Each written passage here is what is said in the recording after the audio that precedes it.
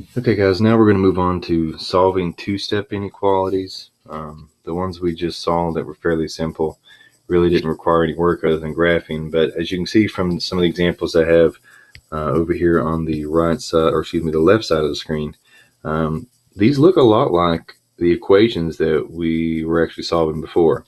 Now there's one important thing that I know one of my classes, and I can't really remember which one, but did not do, and that was complete the table that you see on the board. And that may come into play. So unfortunately for you folks, you may hear me talk about multiplying or dividing by a negative number. And if I was in class today, I would help you with that. The other classes, you guys, I think, were able to get that table down, and you realize that something special happens when we multiply or divide by a negative number when we're solving an inequality, and if we're using inverse operations. So just keep that in mind, because that will come into play on a few of these problems. And I don't know if it's block 2 or block 3. You're going to see this for the first time, and you just got to kind of be on the lookout for it, especially for the NC check-in for tomorrow. So let's start with the first inequality up here. It is 8x, and I'm going to rewrite it over here. And again, you're in your notes, so you can put this as an example. 8x plus 2 is less than or equal to 138. So in other words, we're trying to figure out all the numbers that would make this inequality true. What are all the values that when we plug them in for x right there, we multiply by 8 and add 2, we always get something less than or equal to 138. So there's a lot of solutions, and again, there's a solution set. So we're just going to solve this as if it were the equation 8x plus 2 is equal to 138. And at this point, you guys should be, somewhat decent or fairly good at this. So really, even though this is an inequality, we're going to treat it as if it's an equation.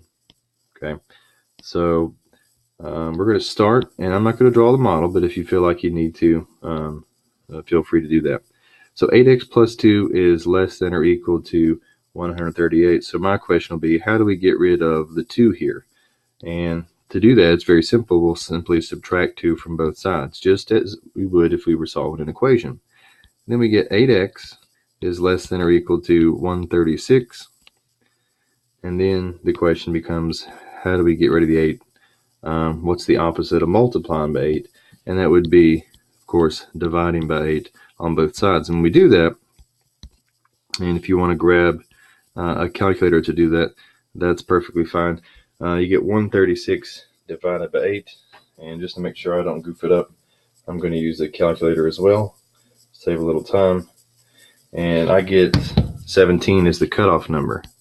Okay, so look at this solution set right here. It looks very familiar, looks similar to the ones we've just done. Suppose we graph the solution set as well. We'll do that down here just to kind of show a graphical representation. Again, I like to see 0. I like to see the cutoff number, and the cutoff number is 17. When you're looking at this solution set right here, and you're thinking about, okay, what numbers would make this inequality right here true? What numbers are involved in the solution set? Well, it looks like any number that is less than or equal to 17. So 17 would be included because it is less than or equal to 17. And then any number to the left of 17 on the number line, like that. Okay, so there is a step-by-step solution to the inequality 8x plus 2 is less than or equal to 138, and a graph at the bottom. All right, again, if you're a little bit behind, the video can't be paused for 1 or 2 people that are just dragging their feet on this. But if you need more time or need something repeated, just let the substitute know and they can pause it and rewind it for you. I'm going to go ahead and erase all this, and we're going to move on to the second inequality that you see up here, and that'll be this one right here. All right, so I'm going to rewrite that up here. Negative 7v plus 5 is greater than or equal to negative 79. And again, we're going to solve this as if it's an equation. So I'm first going to ask myself, well, how do I take care of the negative 5 that's right here? Okay, and to do that, we just do the opposite of adding 5, which is subtracting 5. And you're thinking, well, that doesn't make sense, because you used to tell us that we have to have the same, we have to have positives on both sides or negatives. Well, you could also add 5 negatives if you wanted to, because really what you're going to end up doing over here is adding the opposite and doing the same thing anyways. So if you add 5 negatives on both sides, you end up with negative 7v is greater than or equal to, and you have now 84 negatives.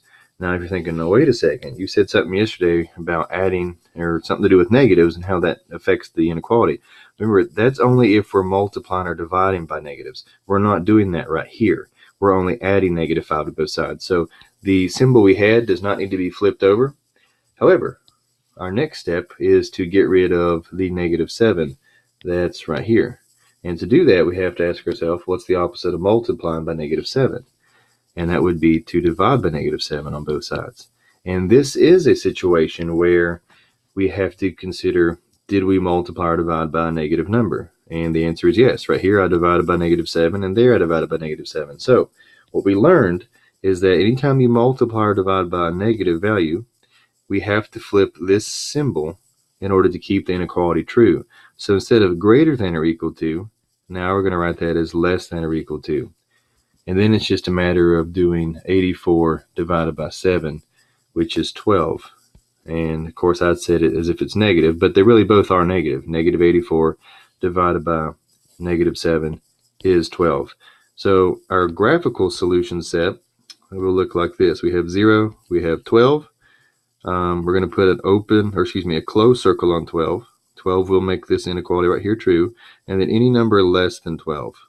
And try to do a better job shading. Mine's a little sloppy with this fancy pen on here, but there it is. There's the inequality, the symbolic solution set, and then the graphical solution set down here. Okay, let's move right along to the next example. I know we have a lot of examples, but when I'm not there, this is kind of what we have to do to get you guys the practice that you need. So we're going to move on to this one right here. And that is n divided by 3 plus 2 is greater than 0. Now here's another one of those that's kind of weird because we have this dividing by 3 part. So there's a couple ways we could take care of it. The simplest way would simply be to do this. Subtract 2 from both sides, and we get n divided by 3 is greater than negative 2. And then the opposite of dividing by 3 is multiplying by 3. And we get n is, now here's the tricky part. If you look right here, right, notice we're multiplying by positive 3 on both sides. Some people will look, some kids will look at this and say, oh, we have a negative 2 right here. That means we need to flip the sign. No, we're multiplying both sides by positive 3. So that does not affect the sign that's right here. So it's still going to be greater than, and it's going to be negative 6. And our graphical solution set will look like 0 there, negative 6. And if you look at this inequality right here, any number that's greater than negative 6 will make it true. That does not include negative 6, so we have to put an open circle, and we're going to shade to the right because numbers that are greater than negative 6 are to the right. And there is our graphical solution set. And again, pause the video, go back if needed. I have only a 15-minute time limit with this particular app I'm using to record, so I do have to kind of move along. And then lastly, we have this one at the bottom, which is a little funky. We have 60 is greater than 5 minus 5n.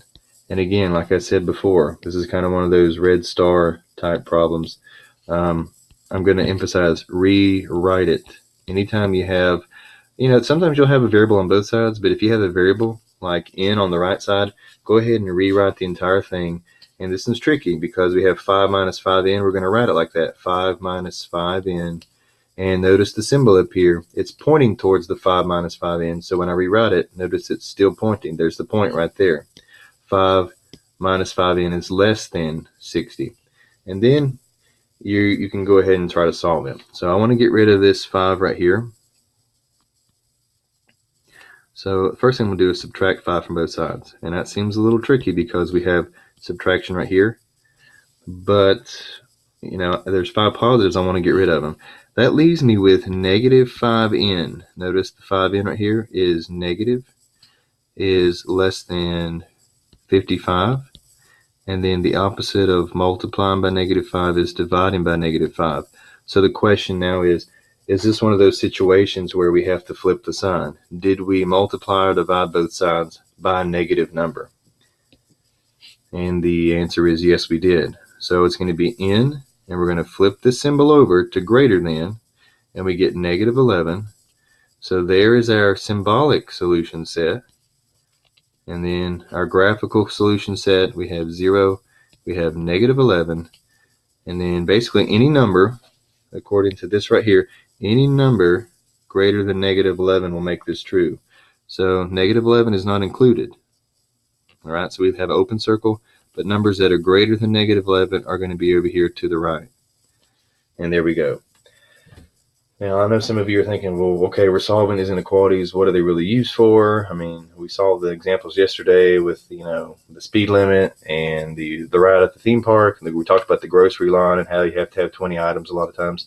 But really, where are we going to see these? So when I come back, and probably around Thursday, we're going to practice some actual word problems with these types of inequalities. I'm just trying to give you as much as possible to get you ready for the check-in on Wednesday. Okay.